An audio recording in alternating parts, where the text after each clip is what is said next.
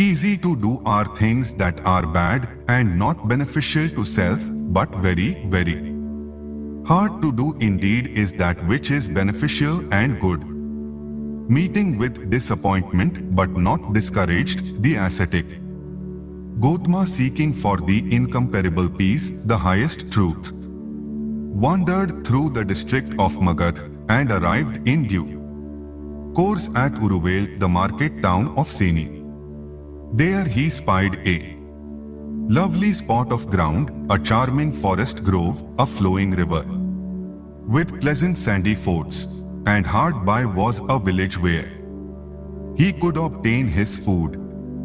Then he thought thus, lovely indeed, O venerable one, is this spot of ground.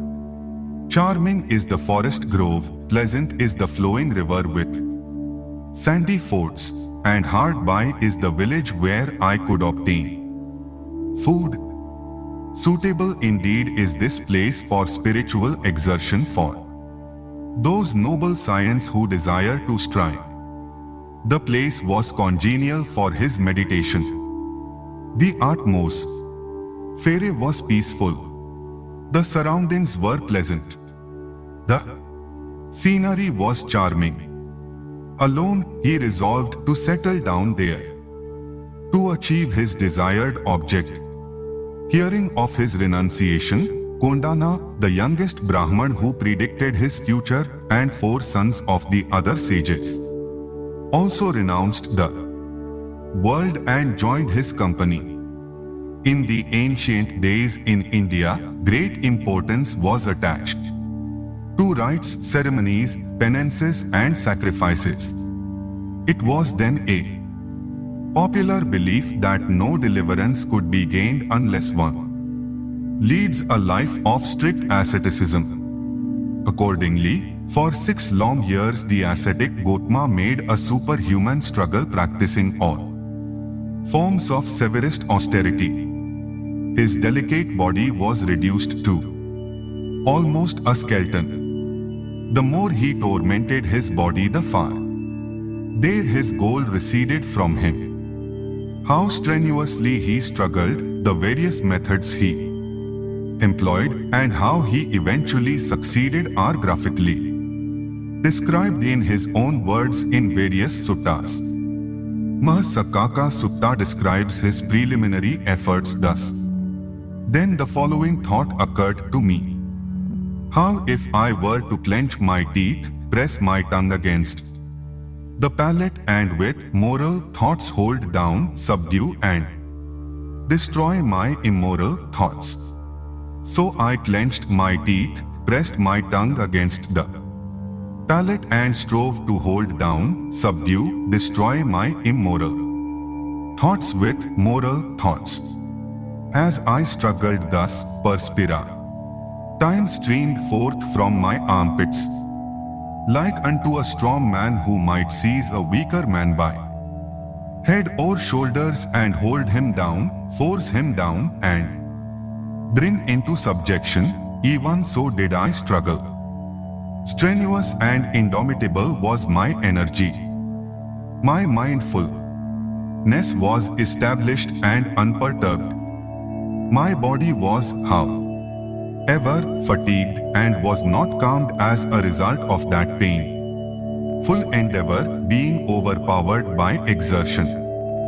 Even though such painful sensations arose in me, they did not at all affect my mind. Then I thought thus, how if I were to cultivate the non-breathing ecstasy? Accordingly, I checked inhalation and exhalation from my mouth and nostrils. As I checked inhalation and exhalation from mouth and nostrils, the air issuing from my ears created an exceedingly great noise, just as a blacksmith's bellows being blown make an exceedingly great noise, even so was the noise created by the air issuing from my ears when I stopped breathing. Nevertheless, my energy was strenuous and indomitable. established and unperturbed was my mindfulness. Yet, my body was fatigued and was not calmed as a result of that painful endeavor being overpowered by exertion. Even though such painful sensations arose in me, they did not at all affect my mind. Then I thought to myself, how if I were to cultivate that non-breathing exercise? Accordingly, I checked inhalation and exhalation from mouth, nostrils, and ears. And as I stopped breathing from mouth, nostrils, and ears, the imprisoned airs beat upon my skull with great violence, just as if a strong man were to bore one's skull with a sharp drill. Even so did the airs beat my skull with great violence as I stopped breathing. Even though such painful sensations arose in me, they did not at all affect my mind.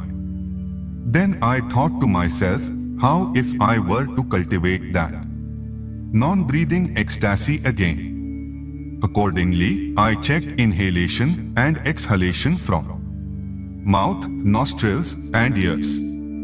And as I stopped breathing thus, terrible pains arose in my head, as would be the pains if a strong man were to bind one's head tightly with a hard leathern thong. Even so were the terrible pains that arose in my head. Nevertheless, my energy was strenuous. Such painful sensations did not affect my mind. Then I thought to myself, how if I were to cultivate that non-breathing ecstasy again? Accordingly, I stopped breathing from mouth, nostrils, and ears. As I checked breathing thus, plentiful airs pierced my belly, just as if a skillful butcher or a butcher's apprentice were to rip up the belly with a sharp butcher's knife. Even so, plentiful airs pierced my belly. Nevertheless, my energy was strenuous.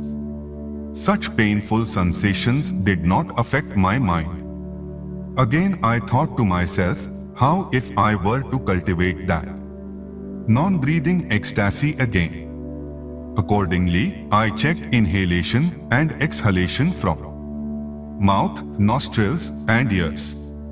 As I suppressed my breathing thus, a tremendous burning pervaded my body, just as if two strong men were each to seize a weaker man by his arms and scorch and thoroughly burn him in a pit of glowing charcoal. Even so did a severe burning pervade my body.